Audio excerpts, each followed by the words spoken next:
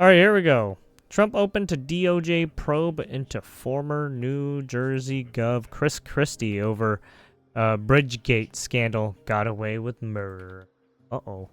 That's an allegation. That's a claim. That's a big one. President Trump on Monday doubled down on his threat to launch a federal criminal investigation into Christie over the former New Jersey governor's alleged role in the 2013 Bridgegate scandal. The president was asked in the Oval Office about any potential plans to probe the anti-Trump Republican hours after he accused sloppy Christie of having lied about the dangerous and deadly closure of the George Washington Bridge in order to stay out of prison. Uh-oh. In a scathing Truth Social post, look, Chris is a slob. Everybody knows it. Trump told... He did say that. Trump told reporters, I know Chris better than anybody in the room. I always felt he was guilty. The president described the infamous September 2013 incident, which saw several lane closures on the bridge connecting Fort Lee, New Jersey to Manhattan, in an act of political retribution, as very serious. You had medical people, you had ambulances caught up in the massive traffic jams, Trump said. Obviously, he knew about it, the president said of Christie, but he blamed the young lady that worked for him and another person, and they got into a lot of trouble. She ultimately was, I don't know, exonerated, but she got out of it a little bit, but she went through hell. Sorry. I tried to use Trump there a little bit. Anyways, the Supreme Court tossed the convictions of 2 aides tied to the scandal in 2020, ruling that the scheme, despite involving deception and corruption, didn't violate federal law. Chris got off, Trump fumed, and so when I listen to Chris speak his hate, I say, oh, what about the George Washington Bridge? You know, tell me about the George Washington Bridge. He blamed other people, but he knew all about it. The president suggested he was open to the Justice Department investigating the 12-year-old political scandal, but said he would leave it up to Attorney General Pam Bondi. If they want to look at it, not for me. If they want to look at it, they can. Trump told reporters, you could ask Pam Bondi. I think we have other things to do, but I always thought he got away with murder. Christie, who backed Trump in the 2016 presidential race, has since called his endorsement a mistake and has been an outspoken critic of the president. Trump's focus on Christie comes after the former governor was critical of the commander-in-chief in a Sunday interview with ABC's This Week. Christie had weighed in on the federal investigation against former National Security Advisor John Bolton, whose Maryland home... Maryland man is back too, and he's getting fucked up right now. Maryland home and D.C. office were raided by federal agents earlier Friday morning. Similar to Christie, Bolton became a prominent anti-Trump voice after serving in his first admin. There it is. But yeah, I don't know what... I mean, if Christie's coming out now and, like, saying shit, I don't think there's any point. I think at this point he's small fry. I don't think you're going to be able to, like, prosecute him. But, you know... well, you heard him. It's up to Pam Bondi. That's up to her to decide. Anyways, on to the next. Dad accused of murdering baby Emmanuel Haro, seen in chilling photos helping cops search for his remains. The dad accused of murdering his 7-month-old son, Emmanuel Haro, was filmed wearing an orange prison jumpsuit as he helped cops search for his baby's remains in wildland off a California highway. We saw a little video of that earlier. Jake Haro was filmed assisting crews searching for the infant's body off a highway in Moreno Valley, California on Sunday 2 days after he and his wife, Rebecca Haro, were arrested on murder charges, KTLA reported. Video shows the 32-year-old suspect standing with investigators in an open field as cadaver dogs helped scour the area, hunting any remains. However, no remains were found on Sunday, cops said. I don't know. Oh, we gotta read this one too. This one just happened too. So apparently, when the first story broke out, it seemed like she had her. It seems like she got fucked up or something. And then her baby got kidnapped. I don't know. It's hard to say because they have inconsistent stories now. So it's like So we'll see what happens. His wife, Rebecca Haro, 41, had initially claimed that her son was kidnapped by someone who assaulted her outside her sporting goods store at August 14th. She claimed that the stranger knocked her out, and she woke to find her baby gone. Both her and her husband publicly begged for help finding the boy. What do you need to know about the disappearance of Emmanuel Haro? Parents Jake and Rebecca Haro were arrested August 22nd, murder charges a week after their 7-month-old son Emmanuel went missing in Cabezon, California. The mother previously claimed their baby boy was abducted after a man attacked her outside of a sporting goods store in Yucaipa on August 14th, but police said there was inconsistencies with their story. Jake Haro's car was seized by police days later for evidence as the search continued for Emmanuel. The father previously served a prison sentence for child cruelty, stemming from an incident in 2018 and is currently on probation. Police officers stormed into the Haro's house and arrested them after determining there was no abduction. It is believed Emmanuel is deceased and the search to recover his remains is ongoing, the San Bernardino County Sheriff's Department said in a statement. Jake Haro was seen in an orange prison jumpsuit assisting police officers in the search for Emmanuel's remains off of a highway in Moreno Valley, California on August 24th. However, the local sheriff later said there were inconsistencies in her initial statement and determined that the kidnapping in Yucaipa did not occur. It is believed, so basically there was no police report, is what they're saying. It is believed Emmanuel is deceased and that the search to recover his remains is ongoing, the San Bernardino County Sheriff's Department said in a statement. Right from this statement right here, it seems like they asked if there was any like police reports or anything like that. None. Right, so that means something's up. Something shady's up. And why didn't you call it in, huh? What happened? Jake and Rebecca Haro were arrested Friday at their Cabezon home and charged with Emmanuel's murder.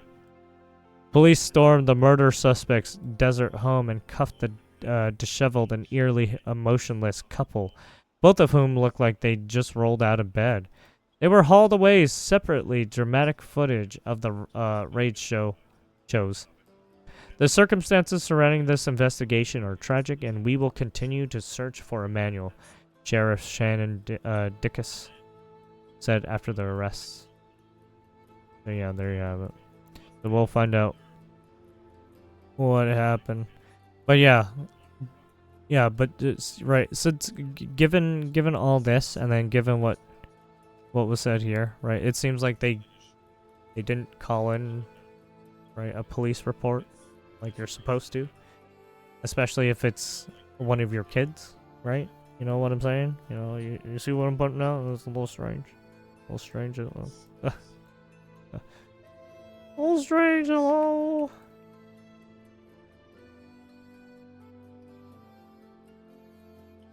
Oh yeah, this happened too. This American tourist got stabbed for protecting 2 women in Germany. Yeah, I've heard about that. Oh shit! What? Dies at 20 after a routine CT scan? What the fuck? What the fuck is happening? People just getting God out of nowhere. What the hell? Anyways, teen girl murdered by asylum seeker while calling cops to report she was being followed, triggering furious protest.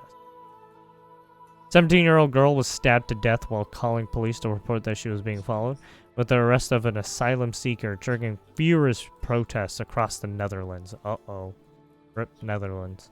The body of the victim, only identified by the first name Lisa, was found in the roadside ditch in Amsterdam. Ooh, that's not good. It's Amsterdam, too. Early last Wednesday, hours after she was attacked on her way home from the night out with her friends. The teen was heading home on an electric bike when she called police to report that someone was following her, Die Telegraph reported. When her body was finally found, she had multiple stab wounds, including one to her neck. Oh, shit. That's it, yeah. 22-year-old male asylum seeker was arrested Thursday by a SWAT team at a migrant center in Amsterdam, Die Telegraph reported. To get him? He is the prime suspect in Lisa's murder, cops said, as he was also charged with the August 15th rape of beating another woman in Amsterdam. He's a repeat offender. I'm sorry, what?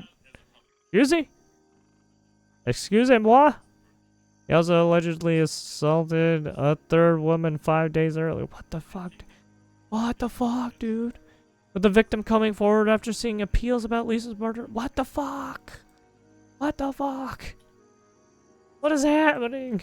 Another woman was alleged that she was chased by a man matching the suspect's description on the same day Lisa was killed. I was on my way home from work, and when I turned a corner, I saw a man who looked normal, but he started running after me. The unidentified woman told the Telegraph. I thought he was going to hurt me or take my e-bike or phone. Luckily, he didn't catch up, but I'm still shaking with fear, she said. So far, there's no indication that Lisa was sexually abused, according to police. The suspect was scheduled to appear in court in Amsterdam on Monday, where the examining magistrate will review details of his case and determine whether he should be kept in pre-trial custody. Lisa's death was sparked furious protests in the Netherlands, with hundreds gathering in the city of Rotterdam on Sunday in the march against femicide. Protesters waved placards with signs reading, "Not all men, but always men." What? And she had dreams. No grave needed. A minute's silence for Lisa was held on Sunday before an Ajax soccer match at the Johan Cruyff Arena, just yards from where her body was found.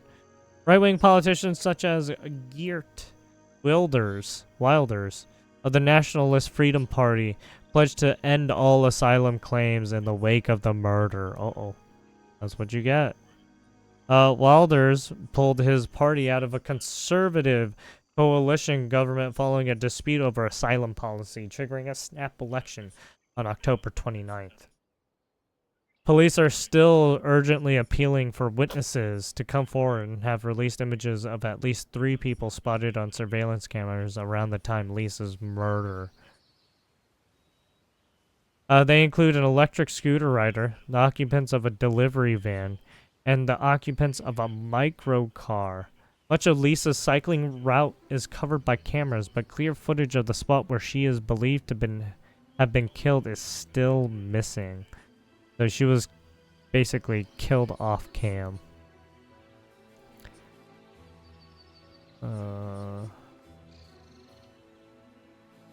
She was killed off cam. What do you got here?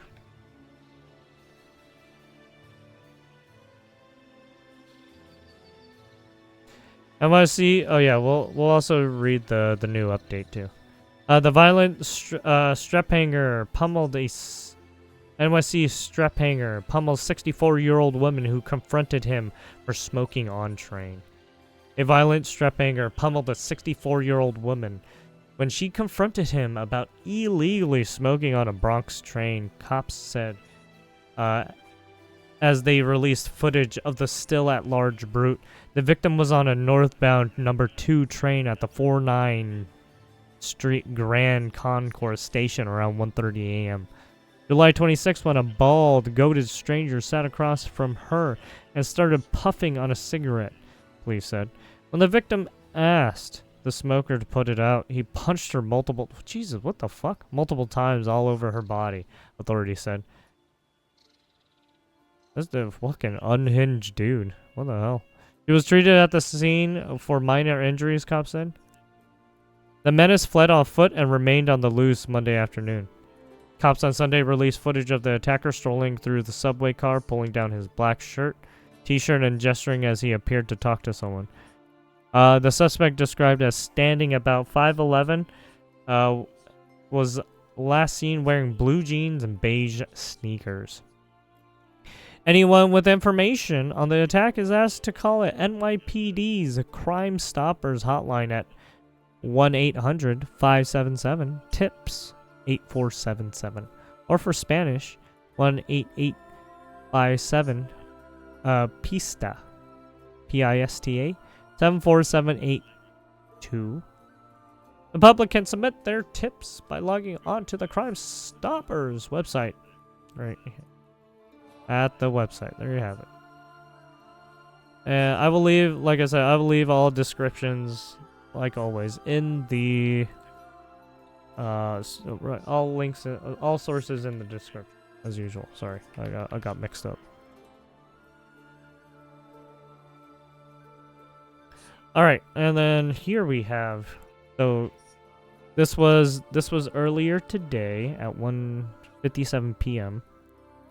The professional wrestler who was viciously attacked in the ring by the son of former UFC star Quinton Rampage Jackson may not be doing as well as he previously thought.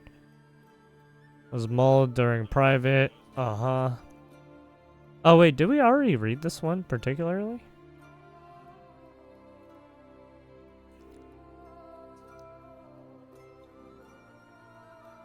Oh no, yeah, we already read this. We already saw this. All right, that's gonna be it. That is it for the news articles. There we have it.